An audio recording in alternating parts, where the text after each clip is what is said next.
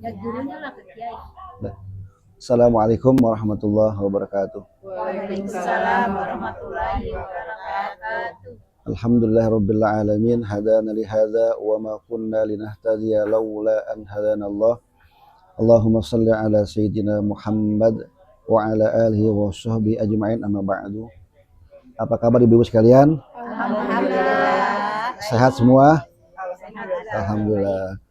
Baik Ibu, pada hari ini, sore ini kita mencoba untuk menggali secara mendalam mengenai masalah ghibah. Ibu tahu nggak ghibah apa artinya?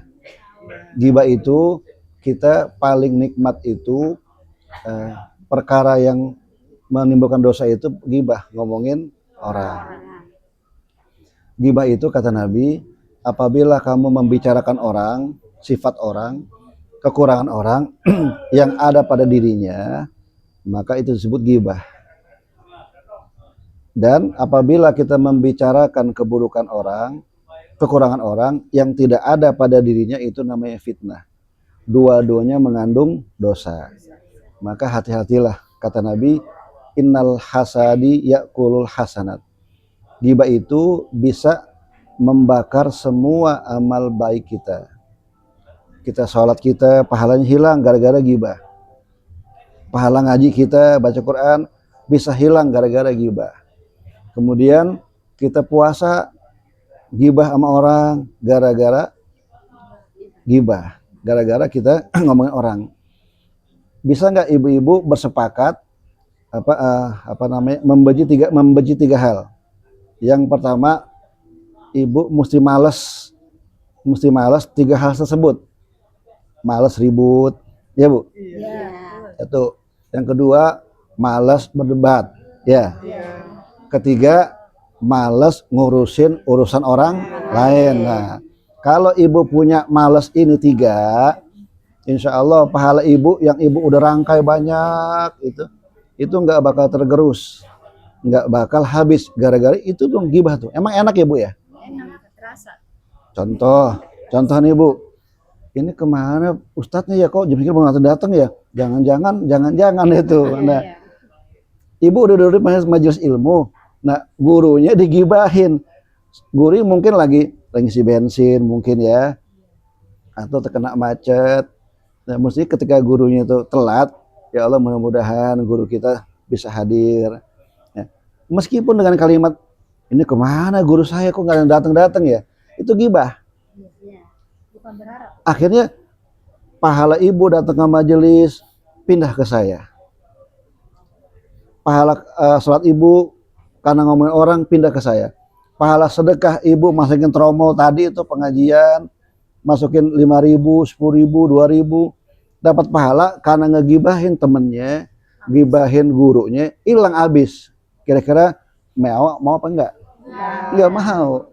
Nah, maka itu gibah ini paling mudah kita terjebak.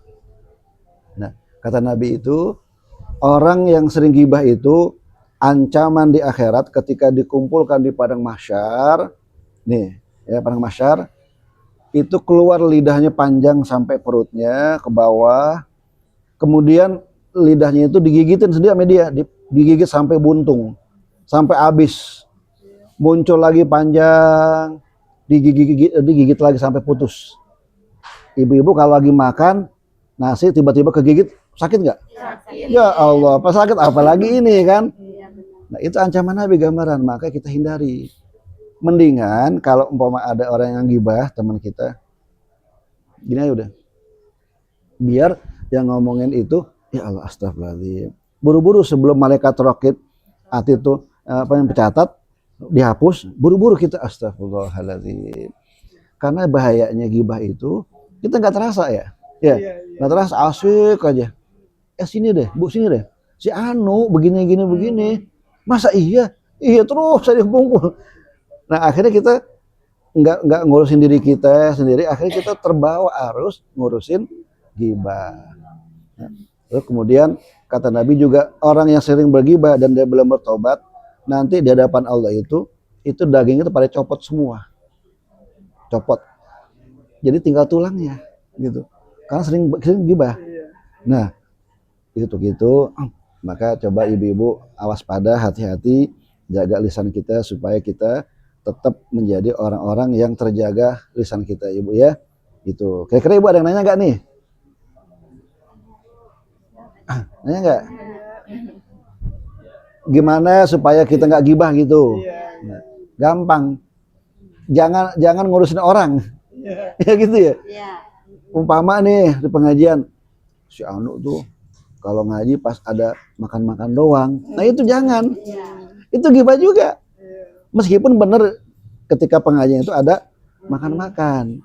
Kita udah ngucap, berarti gibah tuh. Akhirnya pahala kita jadi hilang. Tuh hati-hati. Semua termasuk saya, termasuk bapak-bapak, ibu-ibu. Nabi bilang jangan berbuat gibah. Iyyakum anil ghibah.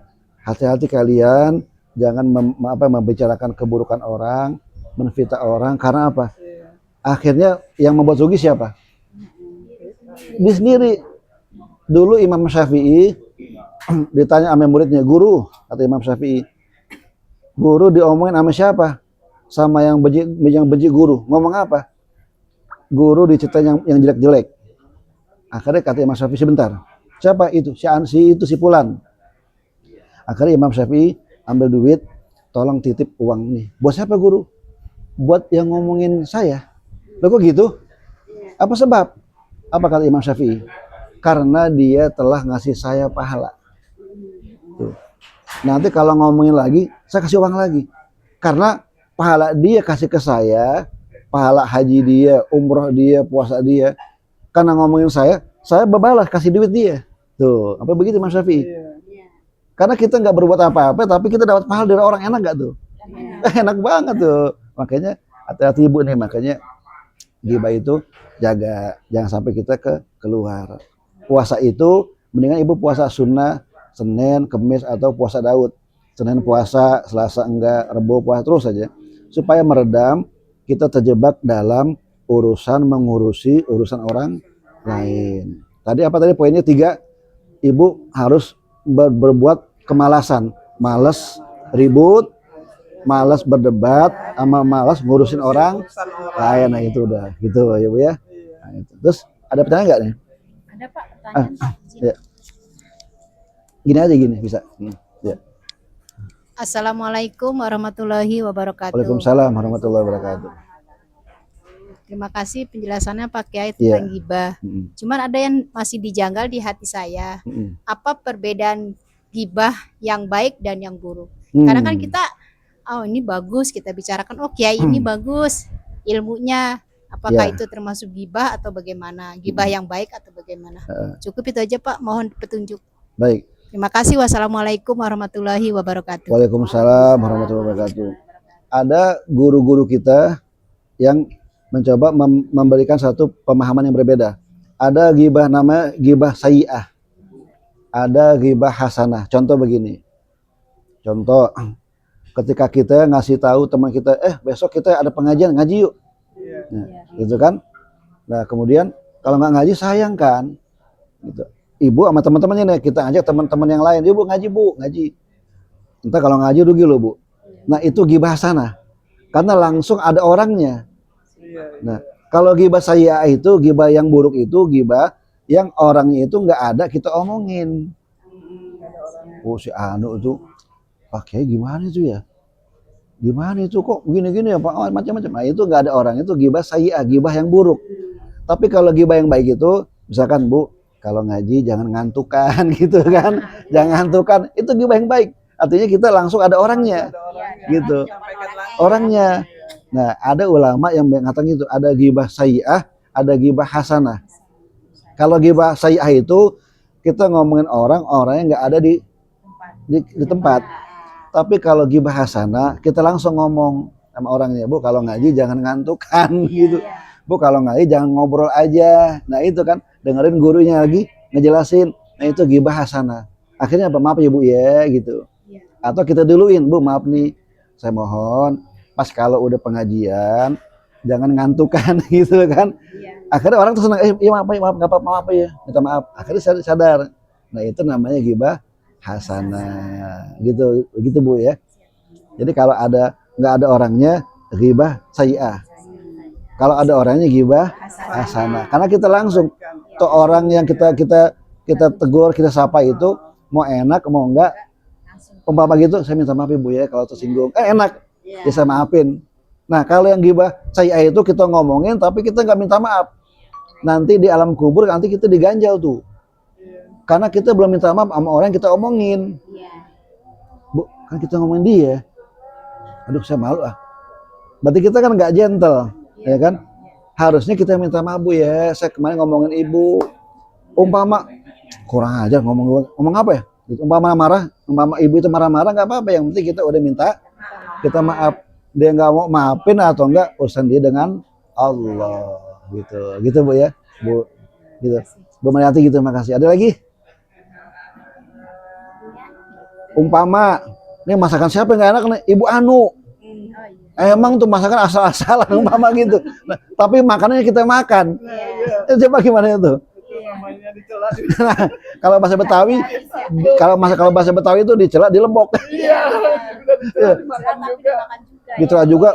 Emang tuh ibu kalau masakan kagak belas nggak ada enaknya, tapi dimakan juga itu. Nah itu ghibah sayyi'ah. Hati-hati kudunya. Jadi bu, ya, kedepannya jangan lupa kita jaga diri karena kita kapanpun kita bakal kembali kepada Allah Subhanahu Wa Taala gitu ya. Udah cukup? Ada lagi? Cukup? Ada lagi? Pak? Saya mau tanya. Itu tuh apa? Ya. Pak Kiai, saya mau tanya, bagaimana kalau ada orang nih ya, kita ajak kebaikan. Nah, kan kita harus kalau ngajak kebaikan berjamaah nggak apa-apa ya. Iya betul. Baik gitu. Tapi kalau ada orang keburukan ngajaknya berjamaah, saya suka bilang gini, kalau mau buat keburukan tuh jangan berjamaah, sendiri aja dan ngajak-ngajak. Tapi kadang orang itu nggak dibilanginnya nggak terima. Nggak terima, udah gitu apa? Malah. Iya marah. Itu gimana tuh pakai kalau menghadapi orang seperti itu? Baik. Iya. Baik ibu, terima kasih. Ya, Pak. Mohon penjelasannya. Baik, terima kasih. Di dalam surat Al-Maidah ayat 1 itu ada Allah berfirman, wa ta'awanu 'alal birri wat taqwa wa la ta'awanu 'alal itsmi wal 'udwan. Saling tolong-menolonglah kalian dalam kebaikan dan dalam ketakwaan. Contoh kebaikan, Bu, jangan lupa ya, meskipun pakai handphone, pakai WA di grup, Bu jangan lupa ya besok Sabtu pagi kita pengajian. Nah itu kita tolong menolong dalam kebaikan. Nah, kemudian kata Allah juga dalam firman-Nya, wala ta'awanu 'alal itsmi wal 'udwan. Dan janganlah kalian tolong menolong dalam kedosaan dan dalam permusuhan, kebencian. Nah, akhir-akhir ini kan kita bisa lihat kan di medsos, di televisi itu orang mudah benci banget. Akhirnya apa? Kebawa kebencian, akhirnya apa? Yang terjadi apa? Merugikan orang lain dan kita semua. Bu, jangan deketin dia yuk, umpama gitu ya. Dia mah sifatnya begitu pelit, udah gitu pemarah, udah jangan. Kita nggak tahu orang itu baik apa enggak, akhirnya kita ngikut. Kalau orang udah kita ajak benci, berarti kita ngajak orang berbuat kebencian. Akhirnya yang pertama dosa, karena yang ngikut 5 orang, berarti dilipat gandakan dosa orang yang pertama itu yang ngajakin pertama kali benci ke orang lain. Bu, kita juga jadi dosa juga. Cuma yang berat ini orang yang pertama. Bu, nanti kalau dia ngaji jangan deketin. Kenapa? Dia pelit banget tuh. Macam-macam tuh kan, macam-macam. Akhirnya kita nggak cross check. Karena kita terbawa terpengaruh, percaya aja. Akhirnya kita rugi karena kita juga membiarkan kita dipengaruhi oleh kebencian itu. Padahal begitu orang itu sama kita negor, Bu gimana kabarnya? Alhamdulillah. Ternyata orang ini nggak pelit, malah ramah. Ya kan, akhirnya kita salah kaprah. Nah, maka dari itu ya, jangan pernah kita ikut tentang masalah keburukan atau kedosaan. Contoh lagi yang terakhir. Umpama ibu lagi duduk di pinggir jalan atau lagi makan bakso lah. Tiba-tiba ada orang asing lewat, Bu maaf, permisi menumpang nanya. Iya. Nanya apa ya Pak? Di mana ya Bu tempat minum-minuman? Nah gitu kan, tempat minum-minuman di mana? Saya mau beli minuman. Tiba-tiba ibu ngunjuk, di sana Pak, dua rumah dari sini itu dia. Nah, ibu ngunjung begitu, ibu kebagian dosanya sama orang yang minum. Karena Pak, kita ngunjukkan doang karena kita terlalu baik, kita nggak tahu orang itu beli minuman buat apa. Nah, begitu orang itu beli minuman, dia minum, ibu juga sama, kata Nabi juga sama seperti orang minum dosanya. Ngunjukkan doang tuh, saya di sana Pak. Yang kedua, Pak, Bu mau tanya, di mana hotelnya? Umpama gitu kan. Ini pasangan yang berbuat mesum. Oh di sana Bu, Pak, di sana. Oh, makasih ya. Dia berbuat zina, ibu kebagian dosa. Cuma nunjukin doang tuh.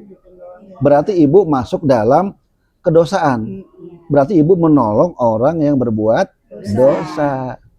Bu, maaf Bu, mau tanya, rumah itu kosong ya? Oh kosong, makasih Bu ya. Ternyata dia ngerampok. Iya memang itu kosong mulu tuh Pak. Makasih ya Bu. Akhirnya dia ngerampok, ibu kebagian dosanya. Nauzubillah min. Maka hati-hati kalau nanya, emang mau apa Pak? Ada apa Pak? Mau beli ini, mau beli minuman? Wah nggak ada, pas sini nggak ada. Oh sini nggak ada, tempat hotel nggak ada. Jangan, pokoknya ada yang keburukan, jangan kasih tahu. Apalagi kalau ada orang yang pengen, katakanlah, menghilangkan nyawa orang. Bu di mana Bu? Nama ini apa ya fotonya?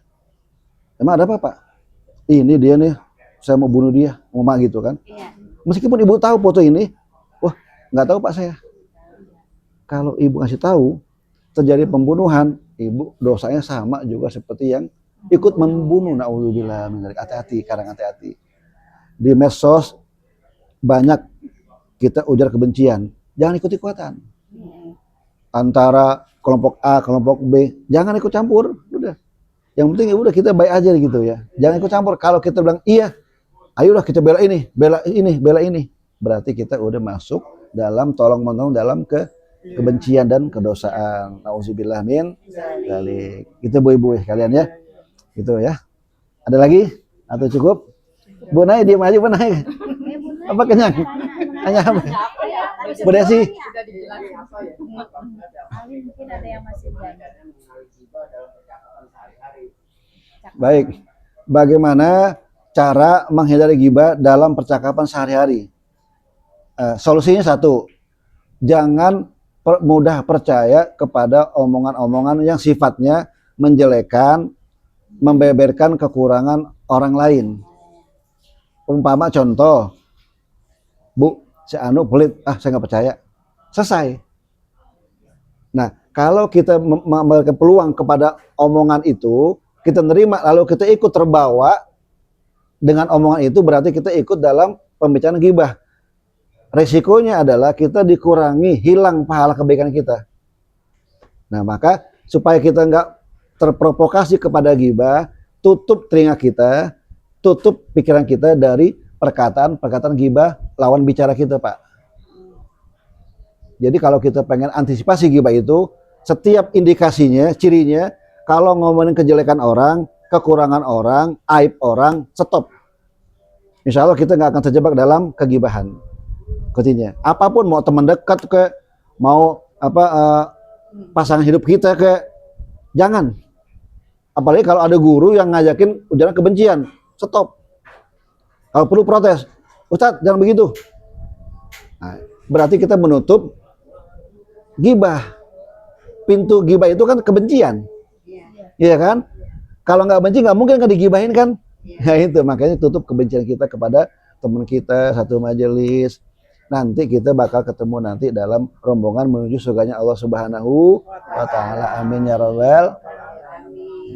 Cukup, ibu-ibu. Udah mulai 5 watt matanya. Ya, cukup. Terima kasih. Ada lagi Bu Desi, Bu Nay, Bu Jana, Bu Desi nanya. Tunggu, nih, nanya. Silakan Bu. Insya Allah. Assalamualaikum warahmatullahi wabarakatuh. Waalaikumsalam. Iya gini. Assalamualaikum warahmatullahi wabarakatuh. Ustadz mau nanya. Iya. Misalnya kan ada yang ngegibahin kita nih sama orang lain. Nah si A ini nggak percaya nih sama yang diomongin sama si A. Iya. Dia tabayun sama kita. Betul. Nah ketika kita ngedengar kalau kita digibahin, kita bilang ya udah iyahin aja, hitung-hitung nambah pahala buat dia bikin seneng orang, gitu kan. Nah di lain sisi kita yang digibahin, kita memaafkan sebelum dia meminta maaf atas gibahan dia ke kita. Nah, apakah kita mendapatkan pahalanya? Karena urusan kita tuh maunya udah saya nggak mau ada amarah sama siapapun, biar jadi urusan si A sama Allah aja begitu, Pak Ustadz. Baik. Kita dapat pahalanya, dan gimana si orang ngegibahin ini dosanya, apakah tetap sampai dia meminta maaf atau enggak gitu. Terima kasih Pak Ustadz. Baik, sama-sama. Kenapa sih kita mesti nggak boleh bergibah, dilarang keras karena dosa besar? Di dalam Al-Qur'an surat Al-Hujurat, kalau nggak salah itu ayat 9 apa 10 ya. Allah berfirman, ya ayyuhalladzina amanu jtanibu katsiran minadh-dhanni. Dan seterusnya, wahai orang-orang beriman, jauhilah oleh kalian itu buruk sangka. Satu. Kemudian jauhilah oleh kalian itu bergibah. Nah, gibah itu kata Allah ibarat orang yang memakan bangkai daging saudaranya. Nauzubillah min dzalik. Kita nyium bau bangkai aja, kita udah ampun-ampunan kan? Ini kita makan daging saudara kita yang udah jadi bangkai, kita makan. Itu gambarnya begitu, gambarannya kalau kita menggibahi orang lain, bahkan saudara kita. Itu ancaman gitu. Nah, pertanyaannya dari Bu Desi itu, kalau Bu Desi seperti itu, ada orang seperti itu hatinya mulia banget. Berarti dia lebih senang digibahin daripada kita bergibah. Sebab orang yang menggibahi kita itu, otomatis pahalanya orang itu yang menggibahkan kita itu, langsung kita dapat poin pahalanya. Nah, sementara teman yang diajak gibah ini nggak kena, dia cross check. Bener nggak sih Bu Desi begini? Emang kenapa? Kan diomongin. Oh, nggak apa-apa, udah iyain aja. Nah, berarti supaya apa? Yang nerima berita gibah ini supaya bisa berpikir, oh iya berarti nggak bersih ya? Ya kayak gitu dah. Oh berarti justru yang terima omongan jelek ini kasih tahu, kalau ada omongan jelek, tolong ditutup aja, jangan diperpanjang, apalagi mengiyakan. Jangan, karena itu kerugian buat kita. Apa ruginya? Dosa. Satu, kedua pahala baik kita tuh diberikan kepada orang yang kita gibahin. Nah, kalau perlu Bu Desi, siapa yang gibahin Bu? Si Anu, titip ya. Umpama 50.000, bilang dari saya. Itu otomatis insya Allah orang itu malu. Dari siapa Bu? Dari Bu Desi. Ya Allah, terima kasih. Ya Allah, tadi saya ngomongin dia, kok saya dikasih duit ya? Untuk meredamkan kekurangan sifat orang gibah itu, caranya itu Imam Syafi'i kasih hadiah. Ibu Desi ada jeruk sekilo, mama kasih 6 biji. Dari siapa Bu? Dari si Anu. Ya Allah, kok tadi saya ngomongin dia, kenapa dikasih ya? Besok ngomongin lagi, kasih lagi makanan. Besok lagi kasih nasi uduk. Besok lagi kayak Buna itu, kasih tumisan pare. Akhirnya apa? Ya Allah, saya malu nih. Akhirnya apa? Dia merasa risih. Akhirnya dia ngadep ke Bu Desi, Bu minta maaf, makasih Ibu udah baik sama saya ngomongin, akhirnya minta ampun. Nah, kalau cara ini kita coba,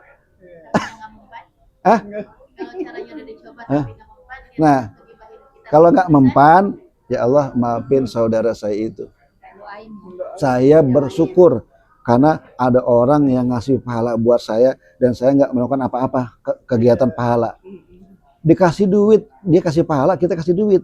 Umpama nggak tobat sampai ke bawah orang itu mati, entar urusannya dia di alam kubur.